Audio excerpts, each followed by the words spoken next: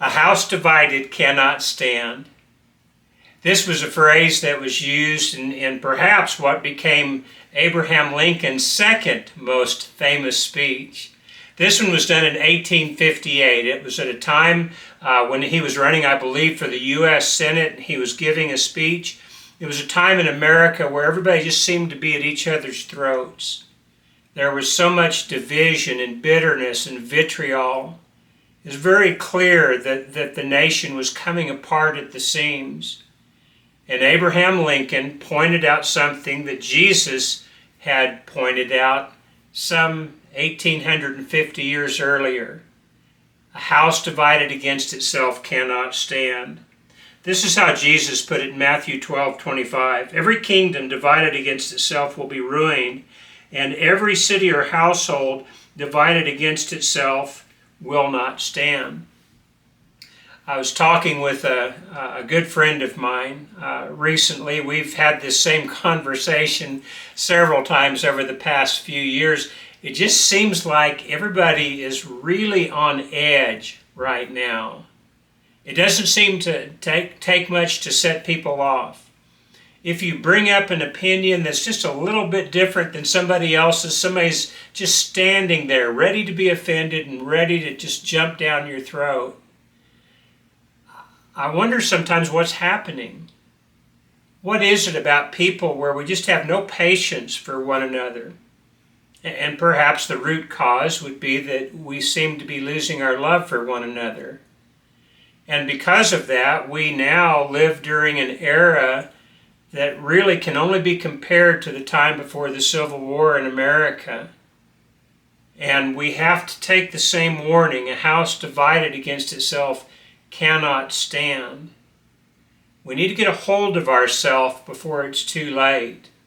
The last time this eventuated in a civil war, what's going to happen to us now if we cannot learn to be civil to one another, respectful of one another's ideas? We don't have to agree with everybody.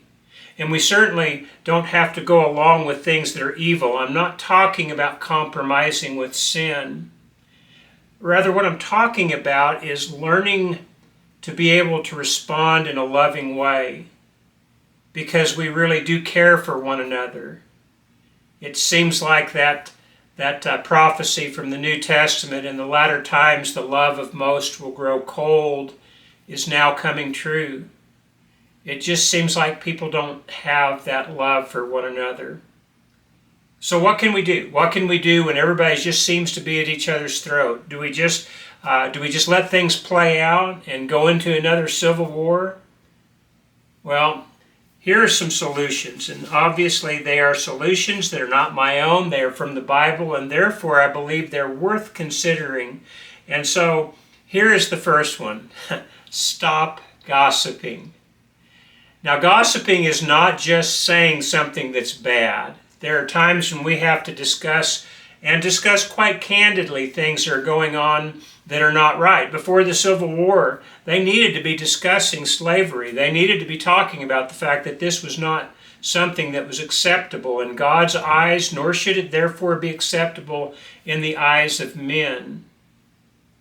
We have things like that going on right now, so I'm not talking about just never saying anything bad, but this idea of gossip, this backbiting and devouring one another, and it's not always backbiting. Sometimes it's right to their face. In social media circles, we see all sorts of comments that are made, and it just almost makes you shudder. If somebody had said that comment in person, they might start a fist fight, and it doesn't seem like people seem to care about this. They'll just say whatever is on their mind, irregardless of who it might hurt. Consider these passages not only on gossip, but also on some of the things that surround it. In 2 Corinthians chapter 12 and verse 20, the Apostle Paul is writing to the church at Corinth, and he's writing to them about some problems they're starting to have with one another. And he says this: "I'm afraid that when I come, I may not find you as I want you to be. I fear there may be quarreling, jealousy, outbursts of anger, factions, slander, gossip, arrogance, and disorder. It's like Paul was reading the headlines from today's newspapers, well, isn't it? It just sounds like where we're at today. We have way too much quarreling, and also oftentimes that quarreling is because we're jealous of what other people have. This outburst of anger, it doesn't seem to take much to set people off. And then, of course, factions. One of the things I loved about George Washington was he was very much against political parties, and he warned his fellow Americans against the spirit of party within politics. And he wasn't talking about that it was wrong for us to have different ideas that we could associate with, but he was talking about this idea of factions, where people would get to the point where these factions would turn into enmities, and the enmities would result in terrible things. Well, it wasn't even 100 years before his quote on his not liking the spirit of party turned out to come to pass when we saw the Civil War. Slander, talking evil about one another, untrue things about one another, gossip. We seem to rejoice in passing along this slander. Arrogance, where we don't regard anybody's opinion but our own as being worthy of consideration. And disorder, and we're certainly finding that right now. We've got to stop doing these things if we want to avoid a train wreck that appears to be coming within our nation. In Proverbs 16:28, it says, "A perverse man stirs up dissension, and a gossip separates close friends." This idea of gossip is just perverse in God's eyes. It's against nature. And it's something that we shouldn't be doing, yet we seem to rejoice in it, don't we? And then sometimes after we're through gossiping, we're surprised when it does separate us from our friends, makes us mad at our friends, and our friends are now our enemies. This is one of the things that's so dangerous about gossip.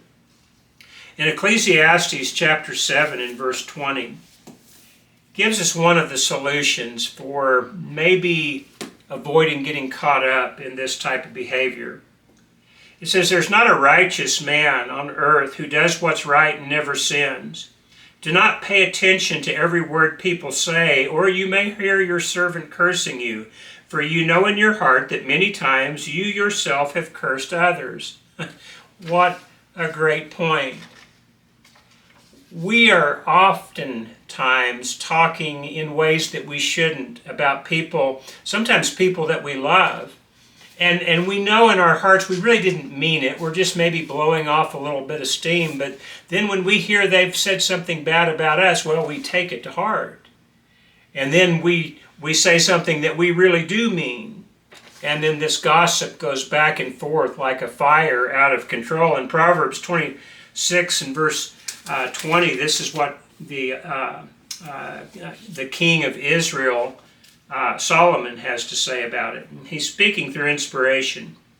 "Without wood a fire goes out, and without gossip a quarrel dies down. As charcoal to embers, and as wood to fire, so is a quarrelsome man for kindling strife. The words of a gossip are like choice morsels. They go down to a man's inmost parts." Boy, gossip just seems to thrill us sometimes, doesn't it? It excites us when we hear something about somebody else, unless it's something that somebody else said about us, and then it makes us angry. But Solomon, through inspiration, points out it's like a fire, and a fire cannot continue to burn without fuel. So stop feeding the fire with gossip. And again, I want to be very clear on this. This does not mean that we cannot speak out against things that are wrong. It just means that we don't get down into the mudslinging and the name-calling and the hatred and the discord that seems to be so prevalent today. I mentioned that I was talking to a friend the other day, and he was talking about a public meeting that was about to take place. And as the public meeting was about to start, there were people on on social media just talking and saying terrible things about the other side.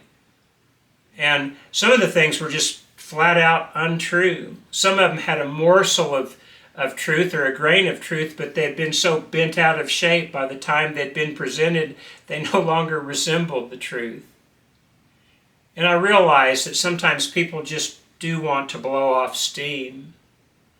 But we have to be careful when we're doing that in areas that can be recorded for all time. I always hated to write somebody a letter when I disagreed with them. When I disagreed with them, I wanted to be able to take a chance to go to them in person so that they could see my face, so that they could hear the tone of my voice and see the expression that I had, so that they wouldn't misinterpret anything. It's so easy to misinterpret things when you're reading something that was written on Facebook. And unfortunately, sometimes it's easy to correctly interpret it when they leave nothing to the imagination as well. What have we come to when we feel so ready to criticize people with words that we know that will hurt? As a matter of fact, sometimes people do it just for the effect of hopefully hurting somebody, or hopefully dividing people one against the other.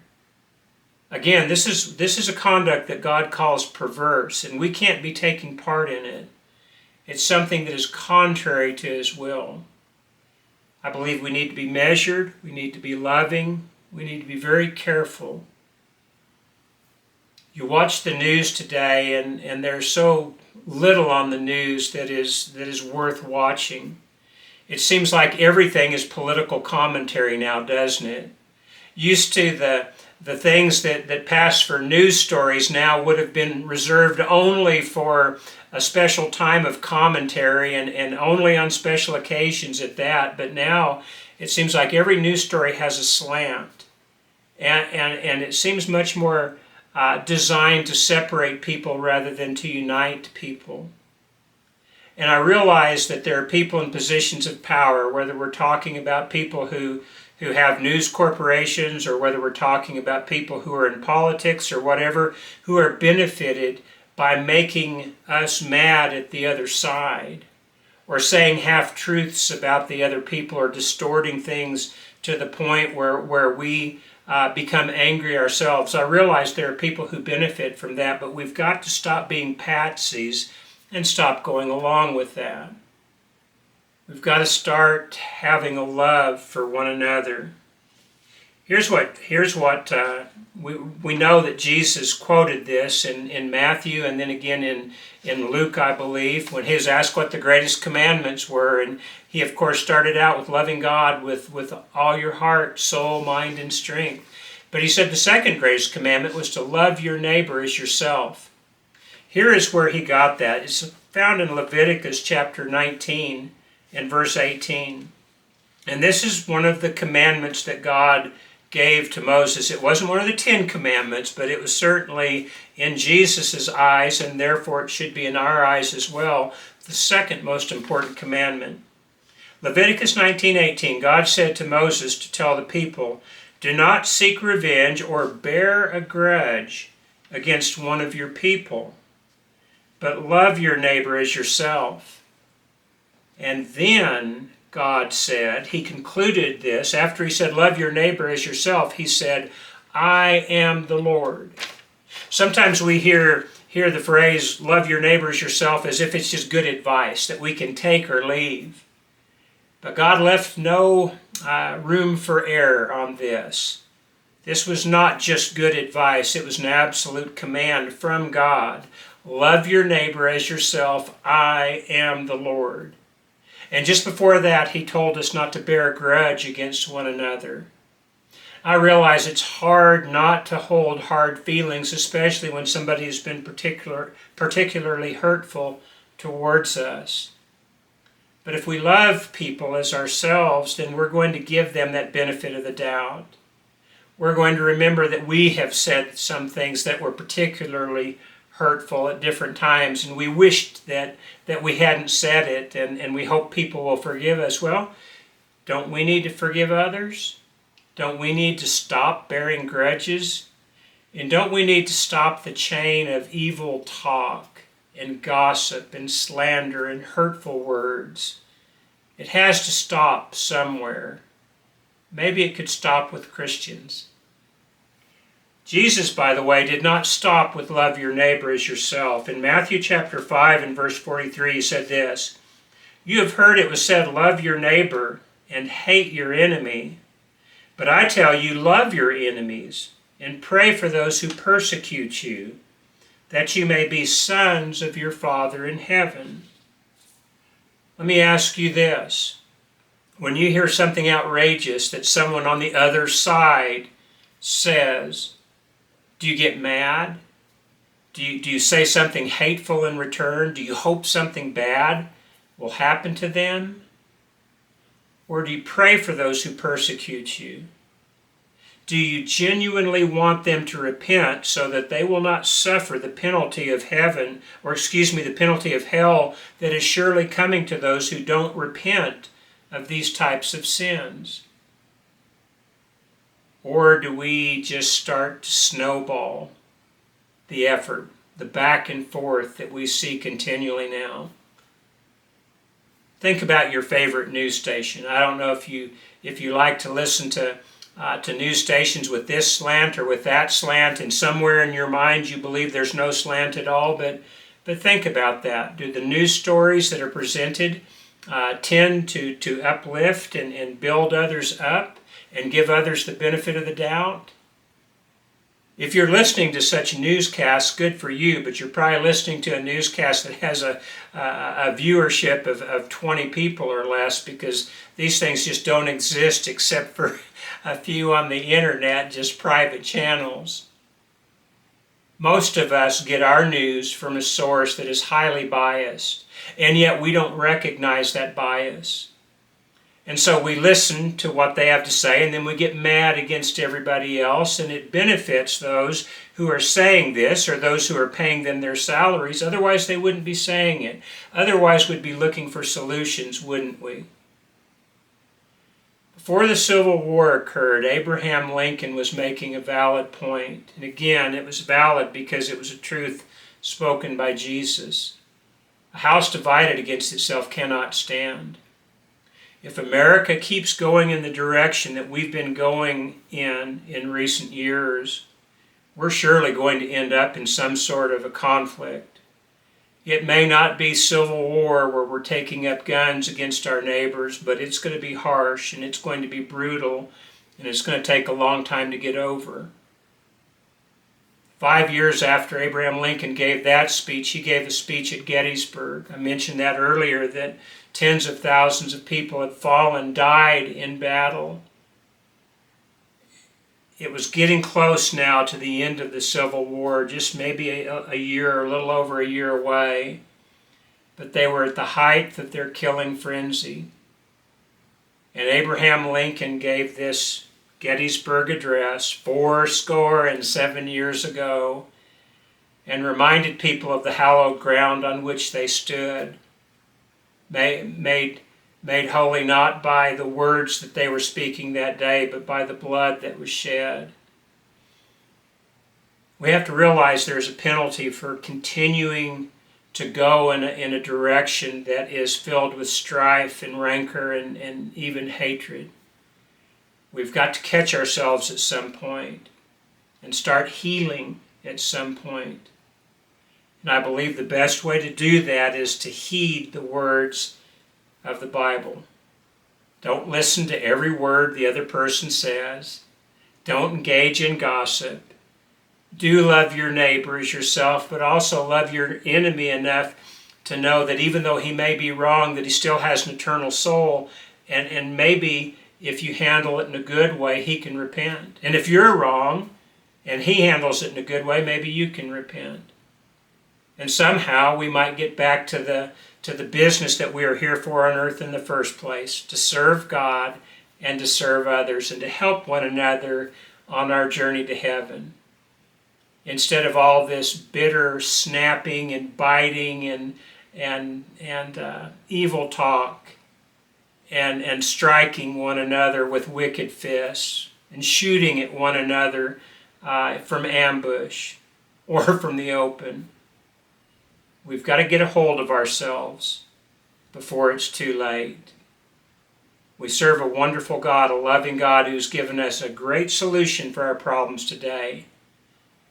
And when you think about it, don't you have to admit that peace is a lot better than strife?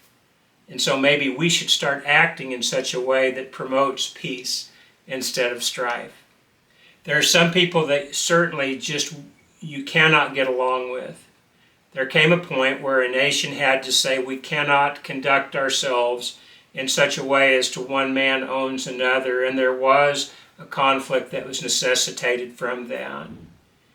I pray that we can get to the point where we're doing the right thing without that type of a conflict, and I hope you'll join me in that. Well, that's the lesson for today. A house divided cannot stand. On the other hand, a house that's united cannot be toppled. And so let's do our best to unite ourselves behind God. Thanks for listening today. We'll see you next time.